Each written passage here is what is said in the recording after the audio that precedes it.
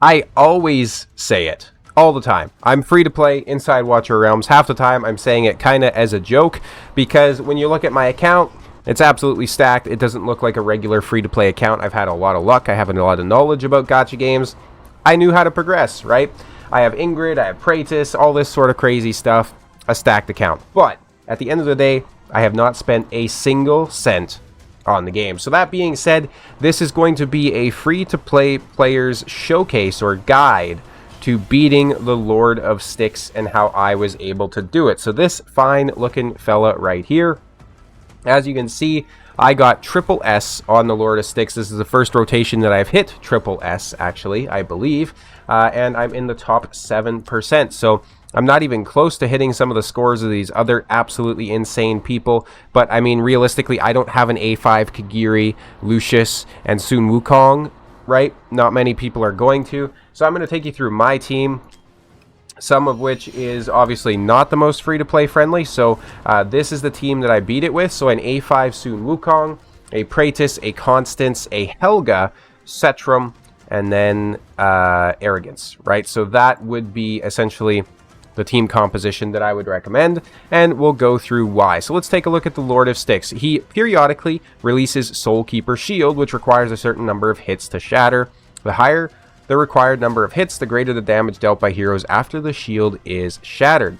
He periodically deals damage to all enemies. So you generally want a lot of hits, multi-hitting skills to go out. Allied heroes recover 2% of their max HP each time they deal damage. So simply put, you can ignore healing for the most part, so you don't need to bring your Eloins and your Hollows and those sorts of things unless you're doing a rage regen strategy. And you can essentially just bring people who attack fast and do a lot of damage. So if we look at the popular heroes for this, you'll see it's exactly that. So Helga is number one. If you have Helga, you're good to go. Ingrid on her secondary form is absolutely fantastic for this.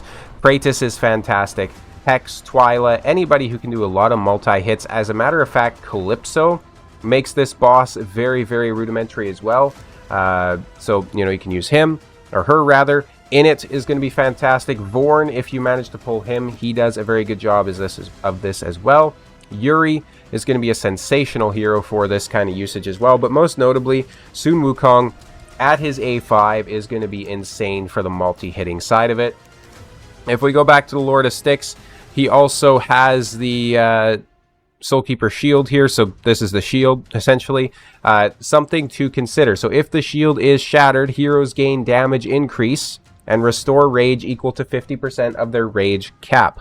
So the way I found to do this would be essentially cycling a couple of heroes in between each shield, if that makes sense. So for example, my Cetrum and my, I believe a Bomb or Arrogance, maybe one of them, but Cetrum I know for sure isn't fast enough to be up for every single shield, so I did have to start to say, hey, I'm going to pop Sun Wukong and Helga this time, I'm going to pop Cetrum next time. Sun Wukong is fast enough to be able to get through all the shields, so he can be rotating around because he does also summon his clones, so he's absolutely fantastic for the damage side as well. As you can see, he's the highest damage dealer on my account. I'm of the, or on this run at least, I'm of the opinion that pretty much everybody should have an A5 Sun Wukong at this point. If you don't have an A5 Sun Wukong, you're going to have an A5 Kagiri, right? We've gotten so many soul stones over the time playing this. If you even have just a little bit of luck to get rewards inside the Dragon's Abyss, you're going to be able to get somebody A5, right? Which is fantastic. We did also have Sun Wukong on a rerun as well as a guaranteed hero. So Moonton have been incredibly generous for us doing the rerun there. They're doing a lot of reruns of guaranteeds, which is fantastic because I didn't have some of those guaranteed, so I've been able to go back and pick them up. But that being said, let's go ahead and take a look at this. So he wields the scythe, launches a single attack on all enemies on the battlefield. And then finally, he summons a horde of evil spirits to assault the battlefield, dealing damage multiple times to all enemies, only unleashed during the boss rush phase. Now, let's go ahead and take a look at the build real quick. So if we take a look at Praetus here, this is how he is built out. So he has 22,000 HP, he has 22,000 attack, 511 on the speed, 103 and 249 on the crit rate and crit damage. Excuse me, had to cough a little bit there. And as you can see, he's built out inside Soulbound Arcana. We're going to take a look at Constance next. As you can see, Her gear is definitely lacking. Almost 15,000 on the attack, 144 on the attack speed, not worried about speed at all, and then 43,000 on the HP. We have Helga here, built out inside good attack, so 15k, 650 on the attack speed. Again, we just want her going fast. Setram, same kind of thing, 477 on the attack speed. We don't even have him crit cap because I think that the attack speed was more important than having the crit cap on him. We have a base level artifact here, so like as you can see, not all these heroes are min-maxed, right? A lot of times when I look at, like, you know, guides on YouTube, they'll be like, oh, you know, a free-to-play player can do this, and then they show a plus 25 exclusive artifact on everybody. They show a plus 25 artifact on everybody, right? Setram is in an exclusive, but it's not even leveled up, right? And he still has very decent stats. Now, obviously, the gear is good, but I mean, we have a regular Infernal Roar bangle on here, and then a couple of Ancients, right? Just go throw some energy into Gear Raid 3 if you guys are struggling with content like this. It's as simple as that. We do have a maxed out exclusive on the Sun Wukong, 363 on the speed, 22k, almost 23k on the attack, 115 and then 340 on the crit rate and crit damage, built out inside Soulbound Arcana. And finally, Arrogance, 416 on the speed, 18,000 attack, 107, 318 crit rate and crit damage, respectively, of course, right? Let's go ahead. Let's do the auto fight here. I don't know if this is going to hit triple S, but I essentially just want to walk you guys through the fight and kind of show you what's happening. So I'll go ahead and just pause it here once everybody's placed down. So as you can see, what we did is we placed Constance in this upper middle slot, and she's going to essentially be able to heal as well as inspire everybody else. We then placed Arrogance right below her. Setram goes on the bottom right, Praetus on the bottom left. We have Helga over here to the right, and then we have Sun Wukong over here to the left. And Sun Wukong, if I can select him, he is actually facing to the left, so that's something else to consider there as well. Actually, no, sorry, he is facing forward, so I don't even remember my own setup apparently. But Sun Wukong unfortunately doesn't have the ability to spawn in a bunch of his clones during this particular fight, just because there's not enough ground tiles available, which is a bit of a shame. Because obviously the more clones out there, the more, you know, hits are going to be output. But at the end of the day, he can still cycle fast enough. He still gets his rage back quick enough, right? Especially once you consider that we do get that extra 50% of max rage restored every time we pop the shield. He can do crazy amounts of damage as well, which is quite nice.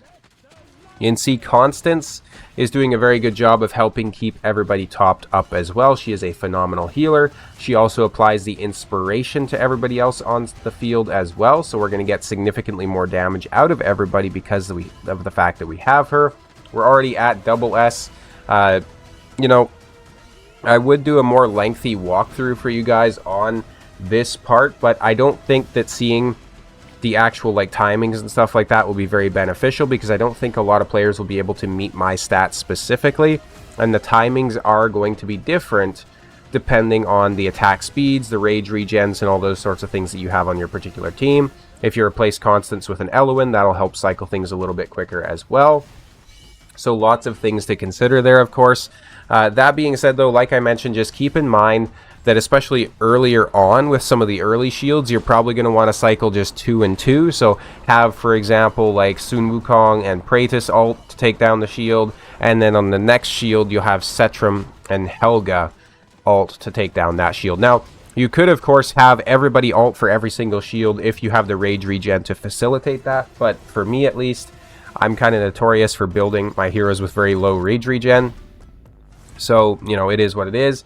As you can see, though, damage breakdown here once again. We're not getting much damage out of Setram. We're not getting much damage out of Helga. We get no damage out of Constance, but they are essentially just here to help heal, the inspiration from the Constance, as well as, you know, the taking down of the shield with Helga. Helga is tough to replace. We'll go over some replacements here. So, looking at my particular team, right, if I can actually get to it, goddammit. So, Praetus, to replace him, you can bring in a lot of different heroes. You can bring in Ingrid and switch her over to her alternate form, and she'll be debatably better than Praetus, in all honesty. He's just nice to have the Praetus hammer to give some extra hits.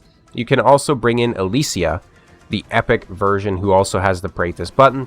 Constance, you can replace her with any sort of a healer. So Hollow, if you have Diao Chan, she's going to be perfect because she can switch back and forth between the healing and the inspiration mode, so she'll be fantastic. Just keep in mind you do have limited slots, right? So if you're bringing an additional ground unit, then you can fit in an extra platform unit. But how I have it built out currently with the 3 platform units and the 3 ground units, it does work pretty well. So platform units,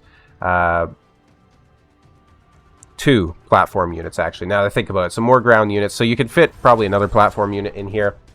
Helga, hard to replace, right? You can try to bring in somebody like so obviously Sun Wukong is very viable for this. If we go ahead and take a look at some of the top used heroes here, so Silas could be decent as well. He's mainly just there for damage though. So specifically for the Helga role, Yuri could work because she brings a lot of hits very quickly. Twyla is good because on her ultimate, she gives Deranged Blade an extra instances of damage. So it goes up to 18 instances of damage. So if you can have her basic attack trigger that Deranged Blade quite a bit, that'll be decent, right? And then obviously her chance to trigger it is increased by 5% each time the ultimate is cast, which is pretty crazy. I do have Twyla, but she's not built out, so that's a bit of a shame. Calypso, she can do good work in terms of just doing damage, because she can, or not damage, sorry, in terms of like taking the shield down. I always think of it as damage even though it's numbers of hits, but damage to the shield, numbers of hits to the shield, because she has summons. Another great call out for that is Init. Init is summoning all these ancient cores who he can then target specifically in onto the Lord of Styx. So if I didn't have Helga, I'd probably end up using him. Over to Setram. Setram is very much here for the same kind of thing. So just lots of hits going out. If you need, that sort of a thing, same sort of substitutions will apply. I will actually show you another potential option here as well that not a lot of people talk about. Unfortunately, I can't filter by rarity yet in this game, so that's a bit of a shame. But if we scroll down here, if you're simply just trying to progress, and what makes it tough about the game is that you won't see a lot of these options on the high rankings, because it's only going to showcase the top whatever number of players, right? So the top 100 players aren't going to be using Voroth to do this. But he has an attack 1 enemy with 15% chance to land a consecutive hit, so already a chance to double that. When he's shielded, he doubles the chance of doing it. Then here's something to consider with his North Wind Axe, which is a manual ultimate. He's going to increase his attack speed by 800 and start to deal rapid dual wielding strikes, each increasing the attack speed by 100, stacking up to 1400, which is just absolutely insane. This effect lasting for 15 seconds. He also has specialized attack speed, which means he's giving a greater reduction in attack interval based on the attack speed attribute. So you build this guy with a lot of attack speed. He's going to be pumping out so many hits just with his basic attack. But as soon as you pop that ultimate, he can be very, very solid for just straight up downing the shield on the Lord of Styx. And again, most players may never even think to look at this guy, because you come in here to Lord of Styx, you look at, popular heroes. Okay, yeah, I need one of these heroes. And then you come in here and you look at the leaderboard and you're like, oh, okay, so if I don't have these heroes, I'm screwed, right? And there are so many other options out there inside the game. If we're looking at Sun Wukong, similar sort of deal with the other ones that we talked about, so Helga as well as Setram. You're basically just looking for lots of hits, right? So him with his shadow clones, as his shadow clone jutsu, as well as essentially his ultimate popping, are giving you so many hits. And he also brings a lot of damage. Kagiri is basically the substitution for him if you don't have a Sun Wukong for some reason. And finally, Arrogance. Kind of hard to replace. You could bring in Lust, so his counterpart. You could bring in Kagiri or Sun Wukong if you're not already using them inside, right? I have him A5, so he does a lot more damage than he would otherwise.